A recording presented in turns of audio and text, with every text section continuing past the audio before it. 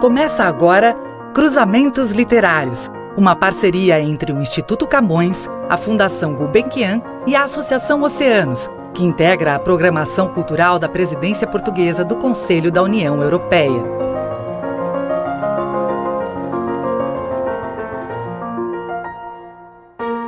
Bem-vindos a mais um podcast Cruzamentos Literários. Sou Rita Chaves, uma das curadoras dessa série, que 2 vezes por mês conversa com um escritor de língua portuguesa para conhecer mais sobre sua obra, sua vida e o modo como pensa o mundo e a literatura. O convidado de hoje é José Eduardo Agualusa, certamente um dos escritores de língua portuguesa mais conhecidos no presente. Agualusa nasceu em 1960 no Huambo, cidade situada no Planalto angolano, e de lá saiu em meados dos anos de 1970.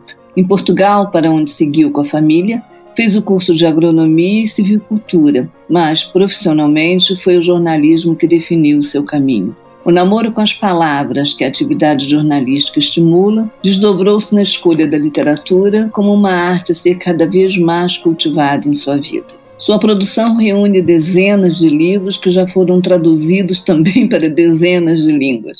Contista, cronista, poeta e romancista, José Eduardo Agualusa dedica-se também à chamada literatura infanto-juvenil, tendo recebido o Grande Prêmio Gulbenkian de Literatura para Crianças em 2002 pelo livro Estranhões e Bizarrocos. A esse prêmio somam-se muitos outros, como o Prêmio Independente de Ficção Estrangeira, promovido pelo diário britânico The Independent, em colaboração com o Conselho das Artes do Reino Unido, pelo livro Vendedor de Passados, em 2007. Teoria Geral do Esquecimento, outro grande sucesso, foi finalista do Man Booker International em 2016 e vencedor do Prêmio Internacional de Dublin em 2017. Antes de tudo isso, porém, já seu primeiro romance, A Conjura, recebeu o prêmio Sonangol em 1989. As atividades nesses 2 mundos, o da ficção e o do jornalismo, combinam-se bem no desenho de uma personalidade bastante atuante no quadro político. Em 2015, foi significativo o seu trabalho pela libertação dos revus, jovens acusados de subversão e presos pelo governo angolano, em uma campanha que se espalhou por vários países. Ao Brasil, ele tem estendido seu olhar de cidadão preocupado com os rumos da nossa sociedade. Na campanha presidencial de 2018, em um vídeo que ganhou espaço nas redes sociais, alertava os brasileiros contra o perigo de uma escolha que nos levaria a cruzar a fronteira da barbárie. O cenário que temos hoje mostra que o Agualusa estava certo. Contra a censura, contra muitas formas de violação de liberdades individuais, contra algumas ameaças de intimidação, ele faz da escrita um instrumento de luta. Essa crença no poder da palavra, que mobiliza o cidadão, é, segundo ele próprio, um dos temas de seu último romance, Os Vivos e os Outros, que tem a ilha de Moçambique, onde ele vive há alguns anos, como cenário. Vamos começar a nossa conversa sobre a atmosfera dessa obra que nos chega pela leitura do escritor, músico e performer Ricardo Aleixo. Trecho do romance Os Vivos e os Outros. Somos escritores.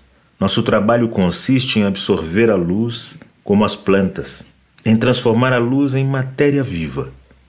Consegues escrever sem primeiro te encantares? Não te armes em poeta comigo, logo tu que és viciado em redes sociais. Ouvi dizer que ganhas mais dinheiro com as imagens que colocas no Instagram que com os direitos de autor de teu único livro. Afinal, és escritor, blogueiro ou fotógrafo? Sou tudo isso ao mesmo tempo. Daniel tosse, nervoso. Parece-me um bom tema para o debate desta tarde. Achei que fossem falar sobre questões de identidade e a nova literatura nigeriana, diz Cornélia. Seja lá o que isso for, nesse ponto, estamos de acordo, diz Jude. Não sei se existe uma nova literatura nigeriana. Nem sequer sei se existe uma literatura nigeriana. Ou se existe a Nigéria? Precisamente. Nem sequer sei se a Nigéria existe. Ele soltou uma gargalhada. O tema que está no programa não tem importância nenhuma. Nunca tem, não é assim, Daniel? O que se pretende é uma boa conversa. Será uma boa conversa, assegura Jude. O público pode fazer perguntas? Claro. Ótimo, essa vai ser a melhor parte. Não acreditas que eu possa fazer boas perguntas? Riem-se todos. Jude espera que as gargalhadas serenem. A participação do público costuma ser mais interessante porque envolve um certo risco. Moderadores são quase sempre pessoas sensatas, bem comportadas, seguem as regras. Quanto aos leitores, nunca sabemos, pode haver agentes provocadores no meio do público. Terroristas. São as perguntas imprevisíveis que nos despertam, nos fazem pensar. Eventualmente levam-nos a abandonar ideias que tínhamos como certas. Não consigo responder de forma inteligente a perguntas idiotas, contesta Cornélia. Os terroristas de que falas podem até ser originais, mas apenas porque a estupidez, por vezes, de tão extrema, consegue ser original. Já me basta a burrice dos jornalistas. Desculpa, Daniel, não me refiro a ti. Não sou jornalista. Não? Não, fui jornalista. Agora sou apenas escritor. Ainda bem que abandonaste o jornalismo. Assim posso falar mal dos jornalistas, em particular dos europeus. Certa ocasião, em Paris, num programa televisivo de grande audiência, uma palerma quis saber por que é que, sendo eu uma escritora africana, não havia animais selvagens em meus romances. Nos meus há, confessa Uli. Talvez porque precises de leões para parecer africano. Zivane ri-se. Também nos meus romances aparecem leões. Entendo a irritação de Cornélia, intervém Daniel. Durante muito tempo, os críticos europeus exigiam que escrevêssemos apenas sobre África. A literatura africana deveria servir para confirmar a África imaginada por eles. Um escritor africano que optasse, eu sei lá, por escrever um romance sobre a Guerra Civil Espanhola seria considerado um alienado. Felizmente isso mudou. Jude, que se sentara numa espreguiçadeira de frente para o mar, volta-se para Daniel. Mudou mesmo? Tanto mudou que tu escreveste um romance sobre Lisboa e foi um sucesso no mundo inteiro.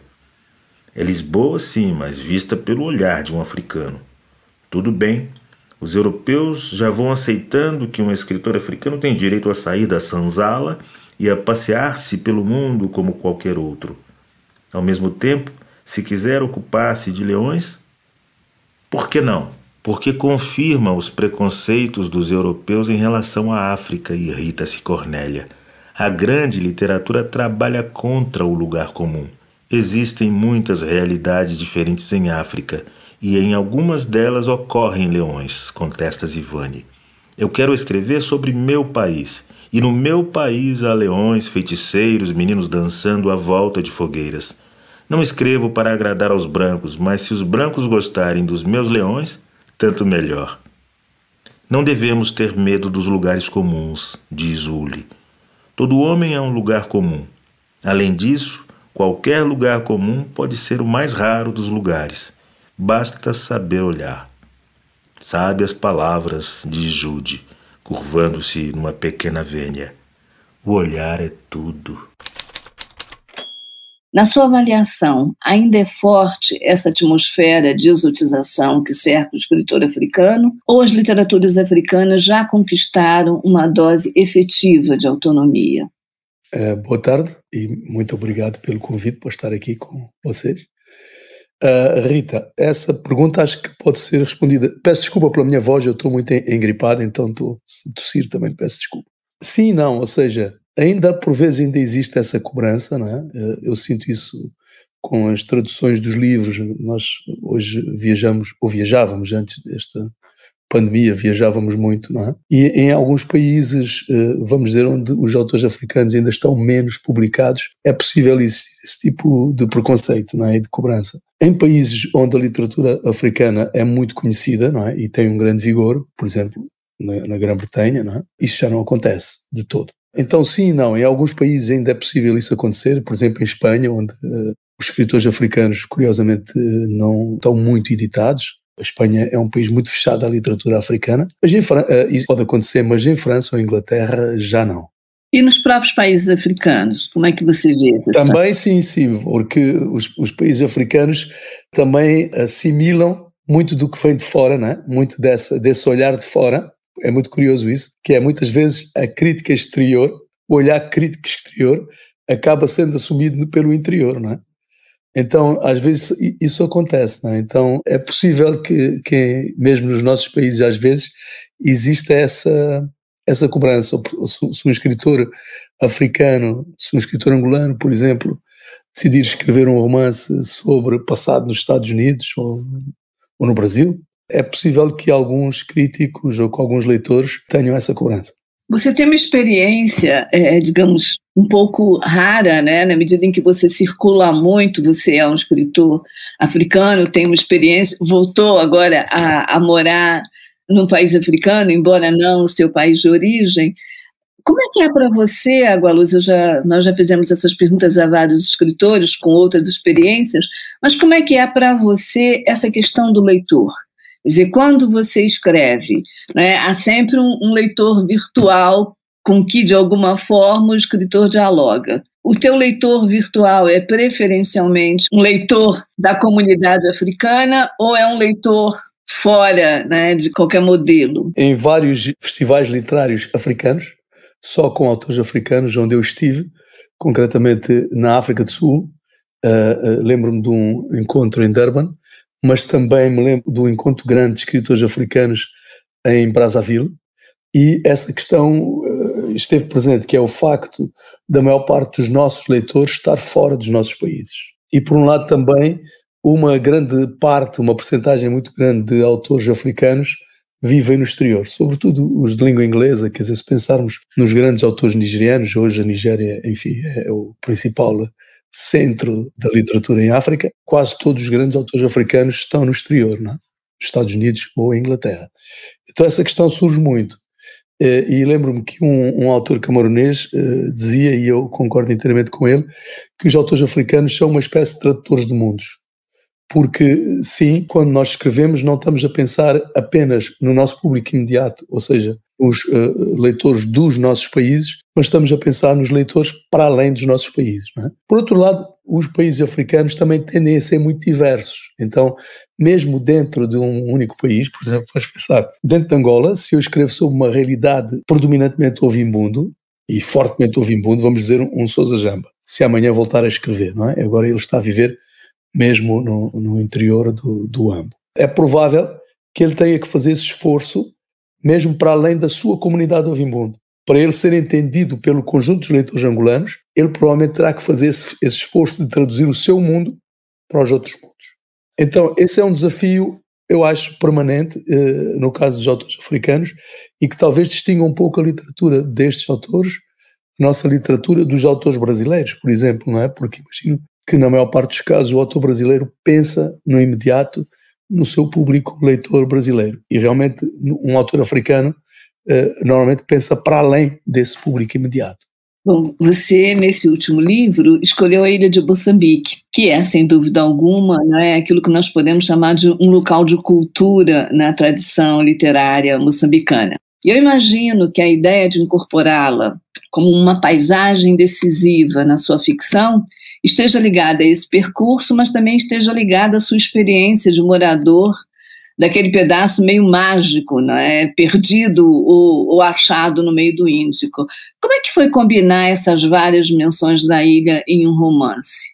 Sim, se eu não vivesse na ilha, não teria escrito este livro, obviamente. Quer dizer, tudo que nós fazemos tem a ver com a nossa experiência pessoal, não é? Mas eu já tinha um grande interesse na ilha antes de viver na ilha. E exatamente porque eu conheci a ilha através da poesia, não é? Como a maior parte das pessoas. Conheci a ilha através da poesia e, como tu disseste muito bem, não só da poesia moçambicana, mas também através do olhar dos poetas portugueses que estiveram.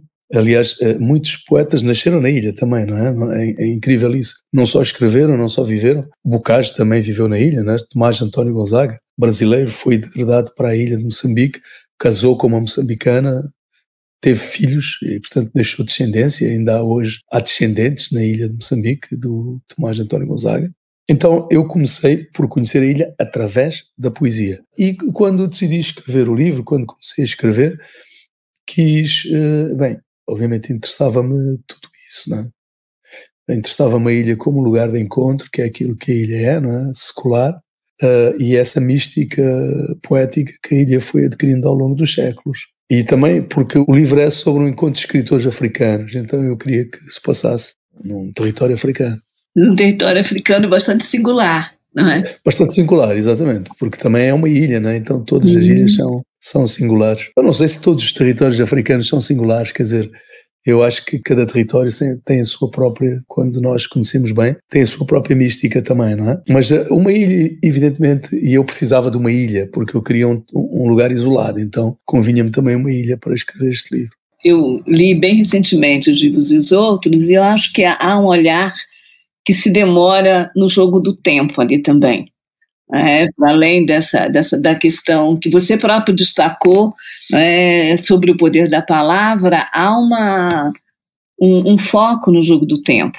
Alguns escritores têm destacado um certo desconforto imposto pela presença dominante das novas tecnologias, de uma certa aceleração do tempo que nos vai atingindo, que nos vai dominando. Para você, Agualusa, como é que é conciliar o tempo da literatura, em geral mais moroso, e talvez isso se acentue um pouco na ilha de Moçambique, e essa dose, digamos, de avidez que domina o tempo das redes sociais? Não sei, acho que, por exemplo, vivendo na ilha, eu não conseguiria viver na ilha sem as novas tecnologias e sem a internet, né? Sem a possibilidade de ter acesso ao mundo através da internet, porque eu acho que esse tipo de discurso é um discurso fácil quando as pessoas vivem em grandes cidades.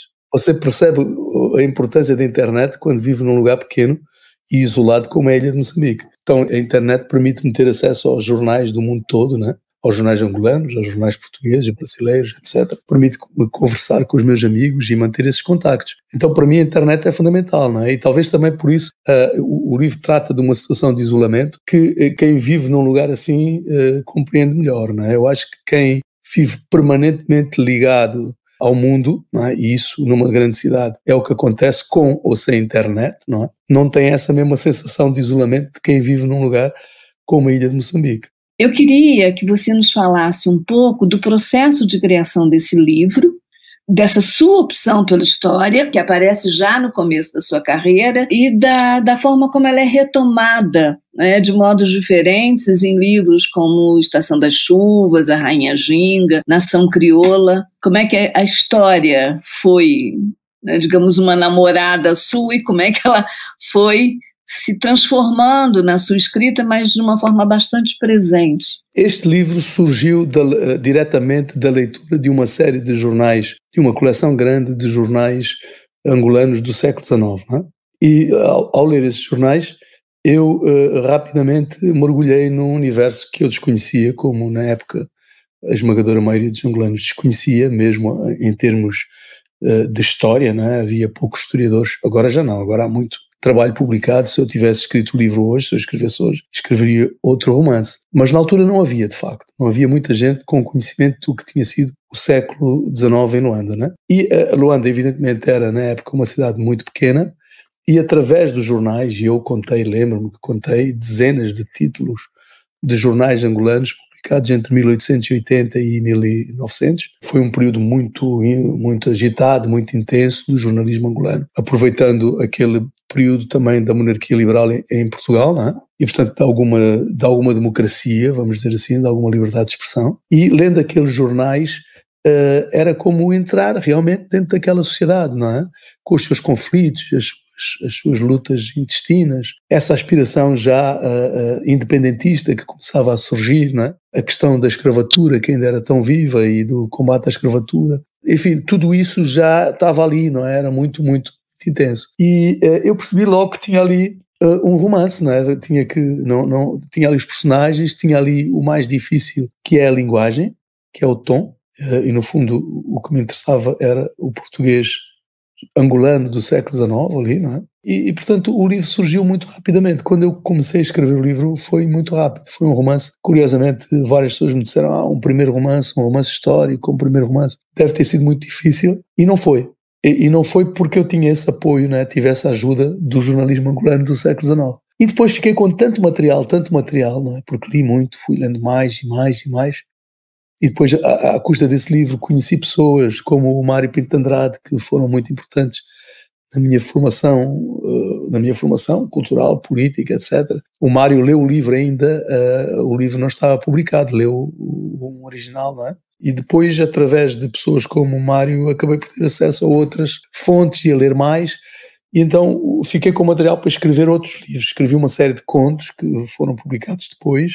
Já não sei qual era o título, acho que era o Dom Nicolau Água Rosada e outras histórias. A Feira dos Assombrados. A Feira dos Assombrados. E depois escrevi a Nação Crioula. Então fiquei com elementos todos para escrever vários romances e poderia escrever ainda mais, não é? Mas foi assim, não foi um livro difícil, como a Nação Crioula também não foi. Eu acho que o sucesso dos romances, esse sucesso acabou por abafar um pouco a recepção dos contos. Desses contos, talvez, sim. Desses primeiros contos, sim. Sim, esses contos não correram bem. Não, eu acho que correram muito bem, ainda não... Não, do ponto de vista de público, de leitores, gosto muito. Sim, mas não tiveram leitores na altura, não. Aquele conto, foi o primeiro conto seu do qual eu ouvi falar, que é o conto Velho Cachombo Sonhou com o Mar.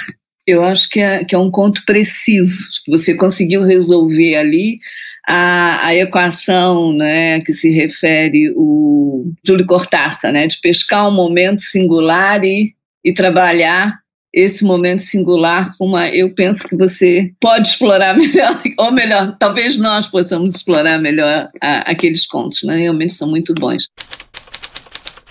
Trecho do conto Velho Cachombo Sonhou com o Mar. Na última tarde da sua vida, quando depois do costumeiro almoço de funge e quizaca se estendeu na esteira para gozar a sesta, o velho cachombo sonhou com o mar. Mas ao acordar já não se lembrava disso, e mesmo que se lembrasse não teria atribuído ao fato importância alguma. Para ele, que fora criado por um branco e pensava em português, o mar era apenas o mar. Assim, e até quase a hora do sol pôr, esse dia foi para o velho cachombo igual a todos os outros.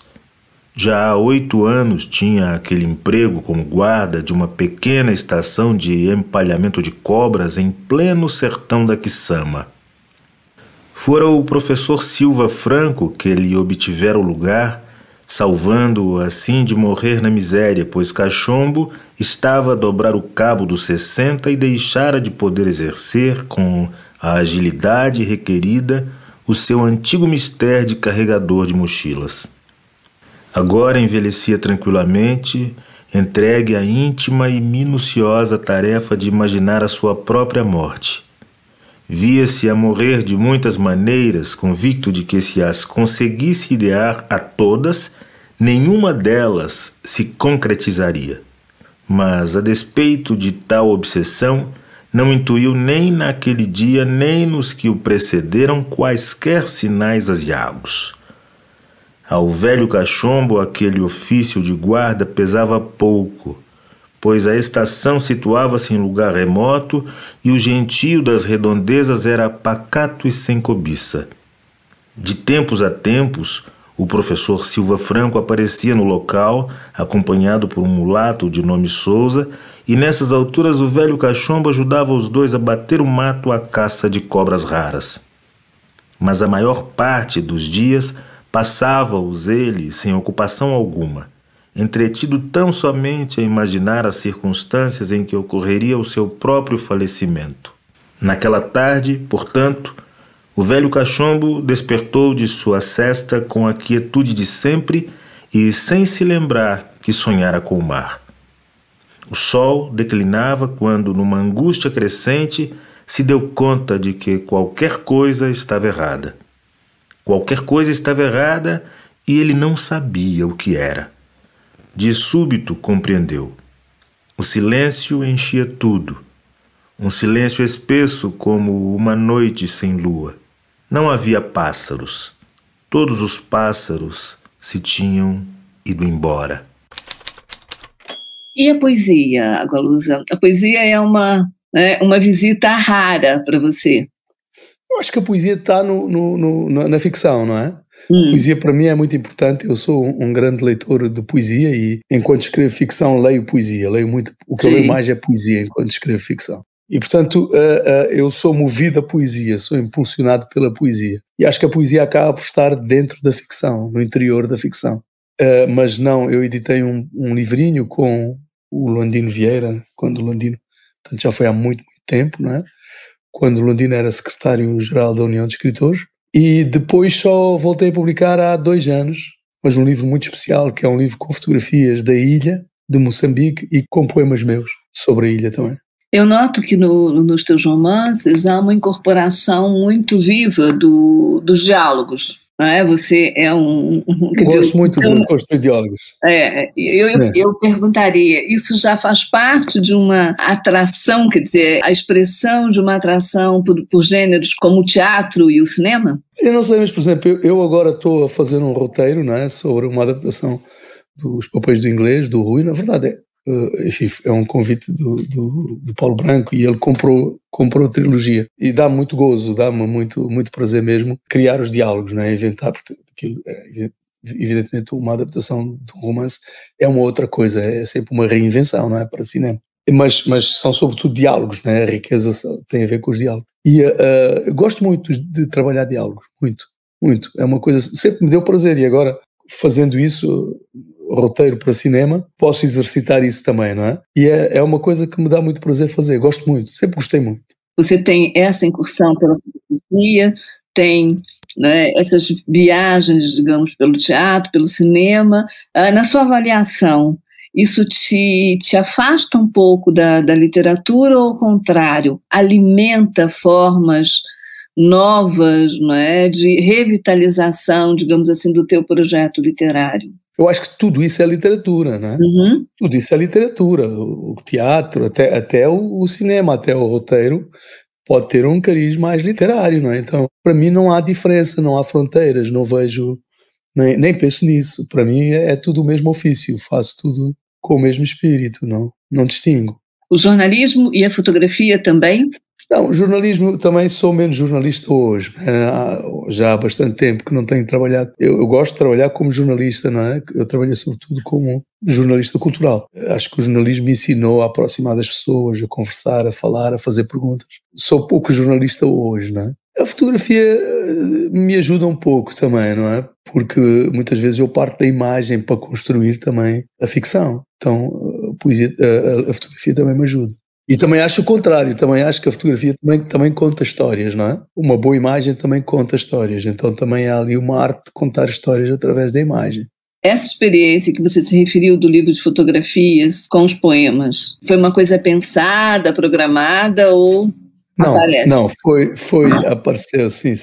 Foi uma editora e uma artista gráfica brasileira que me pediu, que me convidou, não é? Ela tem uma editora que faz uns livros deslumbrantes e, enfim, o livro é realmente muito bonito e é bonito sobretudo pelo trabalho dela, não tem a ver com o meu trabalho, tem a ver com o trabalho dela enquanto artista gráfica e portanto foi ela que escolheu as fotos. Agora vou fazer uma exposição em Moçambique, vou fazer uma exposição em Maputo no Centro Cultural Português e vou fazer uma exposição em Portugal num espaço que eu conheço enquanto autor de teatro no Acerto, Trigo Limpo de Tondela, porque eu escrevi 2 peças com o Miyakoto para o Trigo Limpo e, portanto, vou fazer uma exposição de fotografias também em Tondela, nesse espaço. A mesma exposição que vai estar em Moçambique. E como é que é trabalhar a 4 mãos? Com o Mia? Não, foi sempre um prazer muito grande, não é? Porque é o Mia e porque nós nos divertimos muito. Eu gosto muito de escrever sozinho, não é?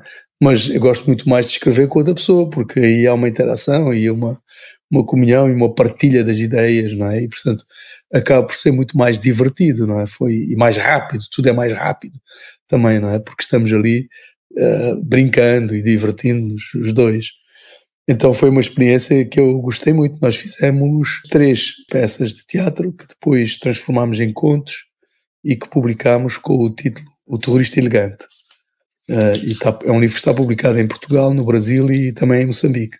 Lusa, outro aspecto muito importante no seu trabalho, penso, é a questão da memória.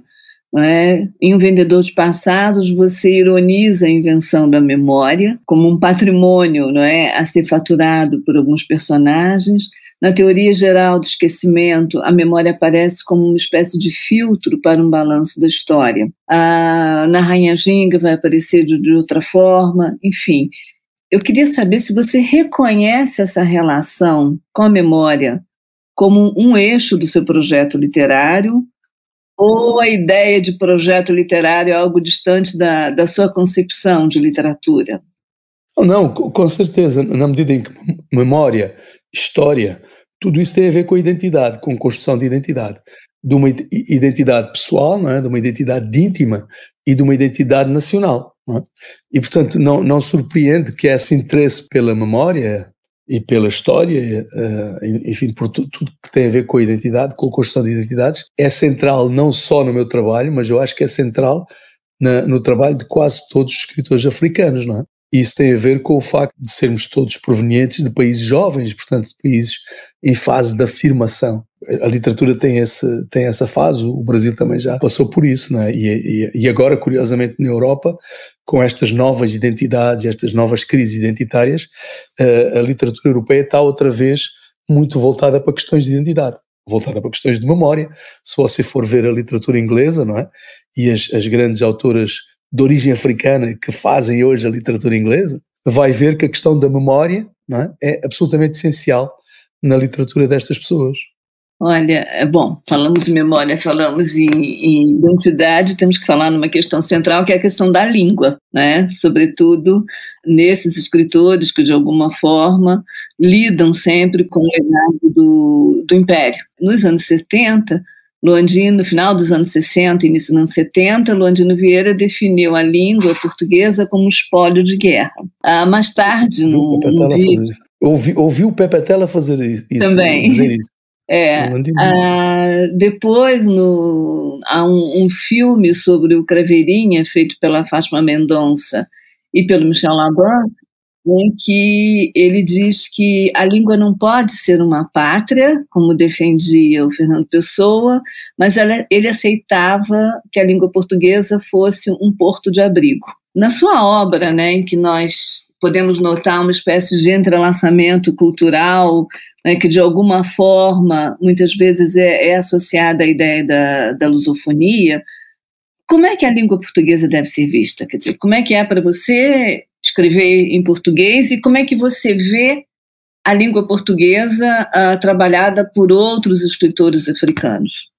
Estava lembrando que o Mia dizia que a minha língua portuguesa é a minha pátria. É uma outra formulação, não é? Que é muito curiosa da parte do Mia Couto. Eu tenho participado em encontros com escritores africanos, não de língua portuguesa, mas de língua de países francófonos e anglófonos, e é muito curioso perceber que essa relação com as línguas de origem europeia ou com as línguas europeias é completamente distinta por parte dos escritores mais jovens. Ou seja, a forma como os escritores mais velhos das gerações anteriores lidavam com as línguas europeias é totalmente distinta. Totalmente distinta. Hoje, se fores falar com esses autores mais jovens, francófonos e anglófonos, estou-me a lembrar de um Alain Mabankou, por exemplo, francófono, não é? Um Nick Parks, anglófono, que é um autor que eu gosto muito também, e estou-me a lembrar agora do Ni, porque eu estive num debate com o Ni. Para estes autores mais jovens, a questão da língua já não se coloca, não é? Eles vão dizer, mas porquê que eu não hei de escrever em inglês? O inglês também é a minha língua, não é? Dizem assim, eu tenho uma língua porque a maior parte realmente, ao contrário do que acontece em Angola, a maior parte dos escritores nigerianos, por exemplo, ou camaroneses, ou o que seja, não é? Falam inglês, ou congoleses que falam francês, mas falam depois as suas línguas maternas também, não é? E eles dizem, ok, eu tenho a minha língua e depois tenho o inglês, que também é a minha língua. E, portanto, nós, um pouco como o Pepe Tela dizia, nós assumimos o inglês, nós tomamos o inglês como nosso e, portanto, agora é uma língua africana. Isso é mais válido ainda quando se trata da língua portuguesa, não é? Eu gosto sempre de falar num livro que eu acho absolutamente extraordinário, nem percebo como é que não se fala mais nele, que é a História Geral das Guerras Angolanas do Cadornega, que foi essencial para mim para escrever a Rainha Ginga. O que é extraordinário na História Geral das Guerras Angolanas é que foi escrito por um jovem, na altura, um português que vai muito jovem para Angola, com 15 anos, não é? como militar, e depois, ao longo dos anos, fica em Angola até a sua morte, e se vai angolanizando de forma muito profunda. E aquele livro é já escrito num português angolano, totalmente, ok? Num português que pega em palavras das línguas africanas de Angola, sobretudo do Quimbundo e do Kikongo, e as integra na língua portuguesa. E integra, inclusive, uma maneira africana de olhar o mundo também. E isso é feito no século XVII. Isso é feito no século XVII. Então, a língua portuguesa começou-se a africanizar, não é de hoje, é há muito, muito tempo. E há tanto tempo que tomou palavras de línguas africanas que os portugueses hoje usam sem saberem. Por exemplo, a minhoca, não é? Que vem de nhoca, cobra, cambada, que vem de camba, amigo, etc. Já não vou falar do Brasil, que o Brasil integrou aí, eu tenho aqui 2 dicionários de bantuísmos, um do Ney Lopes, com centenas e centenas de entradas. Portanto, já não vamos falar do Brasil, estou a falar de Portugal. E para dizer isso, para dizer que o português se foi africanizando e se foi angolanizando já há gerações e gerações, não é de hoje. E, portanto, para um escritor angolano, ainda por cima, uma boa parte dos escritores angolanos são de língua materna portuguesa. Então, para esses escritores que são de língua materna portuguesa, essa questão nem sequer se coloca porque é a sua língua. Os outros que não são de língua materna portuguesa, na realidade, têm uma intimidade também muito grande com o português, como têm esses anglófonos, como, evidentemente, o Niparques ou a Chimamanda, não é? Ou qualquer um deles. Não é? E, portanto, a relação realmente destes escritores mais jovens, só para fechar, a relação dos escritores africanos mais jovens com a língua, com as línguas europeias, é muito distinta dos escritores mais velhos. Ainda, né, sobre a questão da língua, é que muitas vezes a discussão aparece fora dos países africanos. Aqui no Brasil é muito comum você encontrar, principalmente, digamos assim, entre os militantes das lutas contra o racismo, digamos, há uma espécie de ansiedade por uma raiz perdida, né, o que acaba resultando numa dificuldade de aceitar, né, essa África em transformação.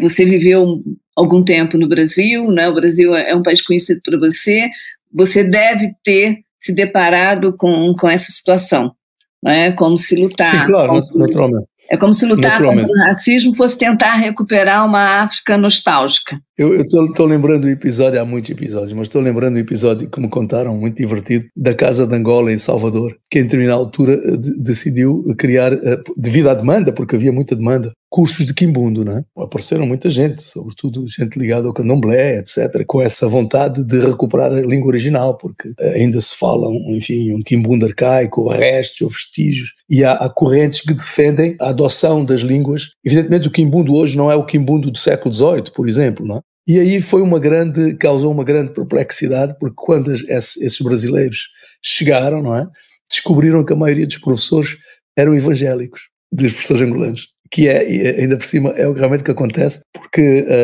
o ensino normalmente das línguas nacionais africanas, mas enfim, agora só para voltar atrás, que me parece importante, é dizer o seguinte, que eu sou desde sempre um grande defensor das línguas africanas, das línguas africanas de Angola, e portanto eu acho, o que eu gostaria de ver era algo parecido com aquilo que acontece na África do Sul, é que as línguas ditas nacionais fossem também consideradas línguas oficiais e fossem ensinadas nas escolas e fossem integradas, inclusive na burocracia, não é? Ou seja, os nomes das ruas estivessem também em línguas nacionais, os discursos fossem também produzidos ou facilitados em línguas nacionais e que houvessem literaturas nessas línguas. E eu acho que isso tem que ser, só pode acontecer com o apoio do Estado, sobretudo num país como Angola, porque a maior parte das pessoas está mais habituada a ler português e, portanto, mesmo aquelas que falam muito bem umbundo, preferem ler em português do que ler em umbundo, ok? E, portanto, tem que haver aí uma ação do Estado no sentido de valorizar as línguas africanas de Angola, de as promover, inclusive às vezes de as voltar a pôr em circulação, não é? Porque algumas destas línguas têm declínio, como o quimbundo. Não é? O português hoje já deve ser a língua materna da maioria dos angolanos. E isto é uma coisa extraordinária, não aconteceu nada disto em nenhum outro país africano. Quer dizer, Angola é o único país africano cujos presidentes falam português como língua materna. Tivemos 3 presidentes da República até agora, não é? Os 3 falavam português como língua materna. Não é? Eu não conheço nenhum outro país africano onde isto acontece. Logo depois da independência, houve algum esforço de publicação, né, de poemas. Poemas, mas ficção, por exemplo, ficção, eu só conheço um caso, não é? Que é o Manuel Monteiro, que o livro dele foi traduzido pelo Jaca Jamba para Umbundo. É o único caso que eu conheço. Deve haver mais, mas eu não conheço. O que eu acho é que isto só pode dar certo se houver um apoio do Estado, evidentemente. Ou seja, se o Estado contribuir ajudando as editoras a publicar estes livros, porque senão não vai resultar. Por isso que eu disse, porque as pessoas preferem ler em português. Até, eu vou-te dar um caso para tu perceberes como estas coisas são. Até em Barcelona, ok? Na Catalunha, que eles fizeram todo aquele esforço de recuperação do catalão e de uma forma muito violenta, não é? Mas, se um livro for publicado primeiro em espanhol, antes de ser publicado em catalão, os catalães vão ler esse livro em espanhol. E não vão ler se aparecer ao mesmo tempo em catalão, não vão ler. Porque estão mais habituados a ler em espanhol. Então, imaginem Angola, não é? Onde praticamente tudo, tirando as Bíblias, não é? As edições da Bíblia, e de outros livros religiosos, tudo que está publicado é publicado em português. Não é? Mas não tem que ser assim. Evidentemente, no século XIX houve 2 jornais escritos em quimbundo. Não é? E a maioria dos jornais, naquela época, incluía artigos inteiros em quimbundo. Hoje isso quase não existe, não existe. E em Cabo Verde, como é que você vê o fenômeno de Cabo Verde? É outra situação muito diferente, não é? Porque todos os cabo-verdianos, mas também não é simples, porque todos os cabo-verdianos falam crioulo e, portanto, até o português está em decadência em Cabo Verde, porque o crioulo, o português era uma língua de elite, mas mesmo a esse nível eu acho que antigamente era muito curioso, porque os cabo-verdianos cultos eram absolutamente bilíngues, ainda são, não é? Transitam do português para o crioulo e do crioulo para o português, na mesma frase. E se vão escrevem em português, mas se vão cantar, cantam em crioulo. É muito curioso isso, não é? Quase não há literatura em crioulo, há pouca, mas toda a música, ou quase toda a música, é em crioulo. Mas depois, por exemplo, a grande discussão em Cabo Verde, quando se trata de regulamentar o crioulo, normalizar o crioulo, é saber qual crioulo. O crioulo de Santiago ou o crioulo de São Vicente. Então também não é tão fácil assim, acaba por não ser tão fácil, mas evidentemente é uma situação muito distinta, porque todos os cabo-verdianos falam crioulo e entendem-se em crioulo, entendem-se uns aos outros em crioulo, ainda que haja variantes do crioulo. Lendo, vou voltar os vivos e os outros, eu notei nesse romance que você incorpora alguns elementos, digamos assim, da realidade factual do país, que eu penso que é um procedimento adotado em vários livros. Nesse caso, estou me referindo, por exemplo, àquele evento do sujeito que disse que ia voar para Meca, né, e que você traz para o seu enredo. Em Teoria Geral do Esquecimento tem a questão do sequestro do avião. Também faz parte do seu projeto, quer dizer, injetar essa ficção com fatos, com elementos? Na verdade, neste livro e também no outro, porque você está falando do roubo do avião, não foi exatamente sequer, foi um roubo de um avião, né? Uhum. Um avião grande, já não sei o que era, mas era um avião grande, comercial. Boeing? Era um Boeing, mas já não sei qual Boeing, mas era um grande, e que desapareceu da pista do aeroporto. Até hoje ninguém sabe o que aconteceu ao avião. É um episódio real. Há um outro episódio que eu conto também acho que está nesse livro, na Teoria Geral do Esquecimento, que é um episódio também real de uma mala com $1 milhão que foi encontrado dentro de um avião. Não é? São episódios autênticos, mas que parecem impossíveis, não é? Uhum. Então, o que eu faço neste último livro é todos os episódios, todas as histórias absurdas que eu conto são histórias reais. Uhum. Aquelas histórias que ninguém acredita, como essa do homem voador, mas as outras também são. Há várias lá, todas são reais. A história dos chupa-sangues é completamente real, não é? A história do chupa-sangue é totalmente real. O Mia foi testemunha, estava nesse processo, e um amigo nosso, que é arqueólogo, que vive até hoje na ilha, que quase meio que o transformei num personagem do livro também, portanto essa é uma história real. Mas isso foi exatamente para mostrar que aquilo que muitas vezes quem olha de fora diz, isto é realismo mágico, não é? Isto é realismo mágico. Não é realismo.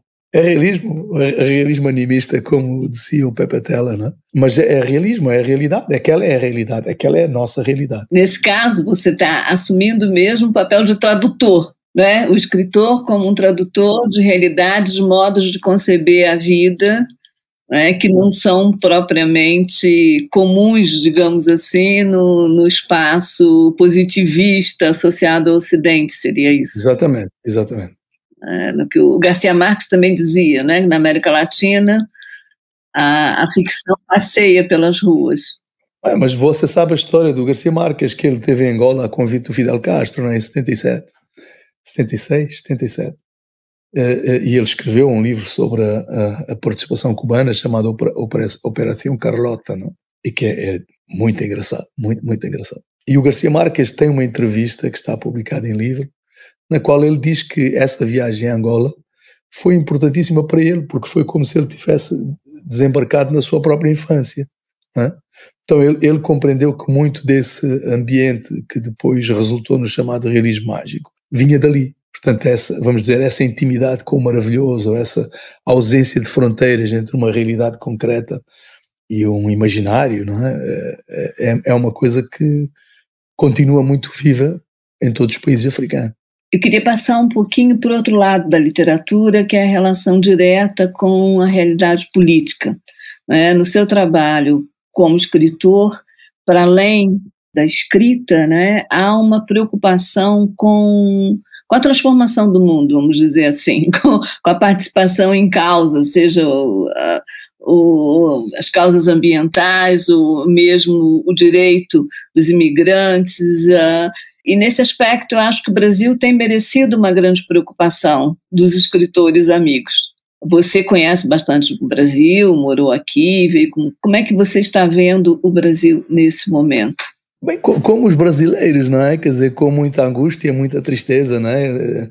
É sempre uma dor todos os dias ler a imprensa brasileira, porque o país entrou numa loucura total, mas como você lembrou, não é? Era algo tão previsível que eu e o Miyakoto fomos capazes de o prever, não é? E fizemos um vídeo juntos alertando para o perigo de votar neste senhor, não é? Porque na realidade ele está cumprindo tudo aquilo que ele disse que ia fazer, não é nenhuma... Não devia surpreender ninguém. Não. O que está acontecendo hoje não devia surpreender ninguém. Estava dentro do que era previsível. Mas é uma desgraça, quer dizer, vou dizer com franqueza, a mim o que mais me sobressalta é não ver mais reação a isto, não é? Quer dizer, como em tão pouco tempo se está pondo em causa um Brasil, que é o Brasil no qual eu acredito, não é? Que eu acho que é o Brasil mais forte, que aliás é este Brasil africano, não? E como esse Brasil está sendo posto em causa e não há mais reação por parte dos brasileiros. Eu esperava mais reação, sinceramente. Esperava mais reação.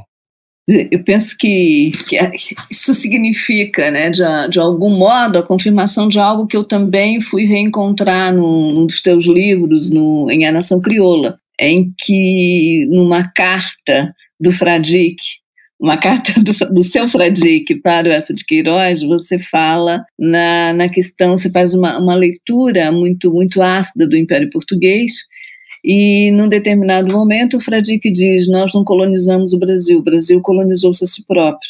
Acontece muitas vezes da gente dizer para os escritores o que eles escreveram e eles não se lembrarem exatamente.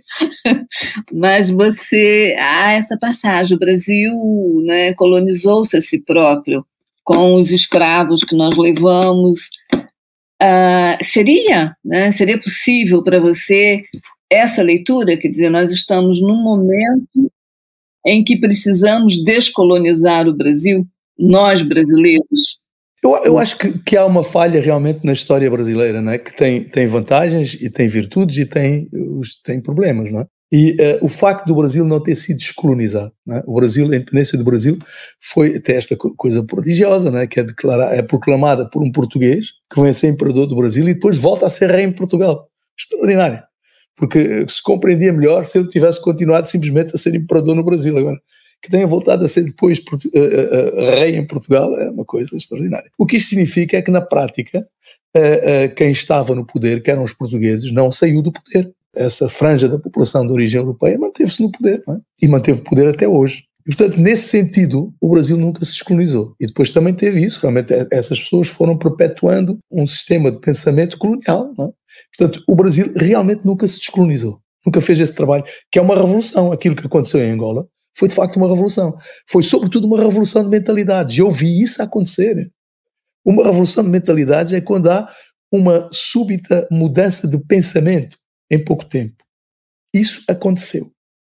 Depois, é assim mesmo, a história é assim, há voltas, e outras, agora mesmo, neste roteiro que estou a escrever, tem uma brincadeira ali, e um dos personagens acaba dizendo, o Rui Duarte acaba dizendo ao personagem antagonista dele, que é o primo, diz, não, mas leva isso, vocês ganharam. Ele diz, mas vocês quem? Ele diz, vocês, os reacionários. Vocês ganharam. E nesse sentido, sim, quer dizer, aquele ideal utópico, igualitário, etc., o socialista, desapareceu, falhou, não é? E quem está no poder, que era socialista, agora é ultracapitalista. Mas houve uma revolução de mentalidades que perdura até hoje. E que houve mesmo, quer dizer, que houve um sobressalto intenso, houve uma mudança absoluta que se verificou ali, que não aconteceu nunca no Brasil. E que provavelmente só acontecerá realmente quando o Brasil tiver um governo de maioria negra, não é? Quer dizer, um governo representativo da sua demografia. Trecho do romance O Vendedor de Passados. Vi-me a mim próprio caminhando ao longo de uma passadeira feita de tábuas atravessadas. A passadeira serpenteava suspensa a 1 metro da areia, perdendo-se ao longe entre alguma duna mais alta, ressurgindo adiante, por vezes quase encoberta pela vegetação de gramíneas e arbustos, outras totalmente exposta. O mar, à minha direita, era liso e luminoso, de um azul turquesa, como só existe nos cartazes turísticos ou nos sonhos felizes, e dele ascendia um aroma quente a algas e a sal. Um homem avançava ao meu encontro. Soube logo, mesmo antes de lhe distinguir as feições, que era o meu amigo Félix Ventura. Percebia-se que o sol o incomodava. Trazia uns óculos escuros, impenetráveis, calças de linho cru e uma camisa solta, também de linho, que ondulava ao vento como uma bandeira. Cobria-lhe a cabeça um belo chapéu panamá, mas nem este, em todo o seu elegante esplendor, parecia suficiente para o salvar do duro tormento do sol. Sou um homem sem cor, disse-me, e, como você sabe, a natureza tem horror ao vazio. Sentamo-nos num banco, amplo e confortável, erguido sobre a passadeira. O mar espreguiçava-se sereno aos nossos pés. Félix Ventura tirou o chapéu e sacudiu com ele o rosto largo. A pele brilhava, cor-de-rosa, coberta de suor. Apiedei-me dele. Nos países frios, as pessoas de pele clara não sofrem tanto com a inclemência do sol. Talvez você devesse emigrar para a Suíça. Já esteve em Genebra? Eu gostaria de viver em Genebra. O meu problema não é o sol, retorquiu. O meu problema é a ausência de melanina. Riu-se. Já reparou que tudo o que é inanimado descolora ao sol, mas do que é vivo ganha cor? Faltava-lhe alma, a ele faltava-lhe vida? Neguei com veemência. Nunca conhecera ninguém tão vivo. Parecia-me até que havia nele, nem digo vida, mas vidas a mais. Nele e em redor dele. Félix olhou-me com atenção. Desculpe a pergunta, mas posso saber o seu nome? Não tenho nome, respondi. E estava a ser sincero. Sou a Osga. Isso é ridículo. Ninguém é uma Osga. Tem razão. Ninguém é uma Osga. E você, chama-se de fato Félix Ventura? A minha pergunta pareceu ofendê-lo. Reclinou-se no banco e mergulhou os olhos no fundo assombro do céu. Temi que fosse saltar para dentro dele. Eu não conhecia aquele lugar. Não me conseguia lembrar de alguma vez na minha outra vida ter estado ali. Cactos enormes, alguns com vários metros de altura, erguiam-se por entre as dunas, atrás de nós, também eles deslumbrados pelo límpido fulgor do mar. Um bando de flamingos deslizou num calmo incêndio através do céu azul, mesmo por sobre as nossas cabeças, e só então tive a certeza de que aquilo era realmente um sonho. Félix voltou-se lentamente, os olhos úmidos. É isto a loucura? Não soube o que lhe responder. Como é que para um escritor que gosta da circulação escrever em espaços restritos? Olha, gosto e não gosto, quer dizer, eu gosto de viajar sim, mas também já estava um pouco cansado de viajar, então, e por outro lado, também a vida de um escritor é um pouco isto, é uma vida de isolamento, não é? Portanto, eu acho que nenhum escritor te vai dizer que isto foi novo, não é? Para nós isto foi uma coisa absolutamente nova. Não, porque nós trabalhamos em casa, continuamos a trabalhar em casa e trabalhamos isolados e continuamos a trabalhar isolados. Então, para um escritor, mudou muito pouco, não é? Esta pandemia não mudou muito. Mudou mais esta coisa de que tínhamos inúmeros convites que tínhamos que aceitar, não é? E que agora, durante estes 2 anos, um ano e tal, não é? Não aconteceram. E eu acho que a maior parte dos escritores também te vai dizer isto, que receberam isso com algum alívio. Porque, para mim, pelo menos, era já um pouco intenso demais. Sim, eu gosto de viajar, mas não gosto de estar sempre a viajar, não é? Então, e quero viajar menos, quero viajar cada vez menos. Então, não acho, para mim não foi uma coisa necessariamente má, o facto de não poder viajar tanto. E acabei por viajar, porque mesmo em Moçambique e tudo, não é? Eu estive, primeiro, eu estive antes deste processo, portanto, isto começou em março do ano passado, não é? Eu estava em Moçambique, depois fui para Angola, passei um mês em Angola, fevereiro, depois fui a um festival literário em Marrocos, vim a Lisboa para apanhar o avião para Luanda, e o meu voo foi adiado. E acabei ficando quase 6 meses em Lisboa sozinho, depois o meu filho veio ter comigo, e depois consegui finalmente ir para Moçambique, e acabei ficando 6 meses seguidos em Moçambique, entre Inhambane e a ilha. Então também não é que eu não viajei, porque acabei por viajar mais do que a maioria das pessoas, não é? E, enfim, não senti como a maior parte das pessoas sentiu, não senti.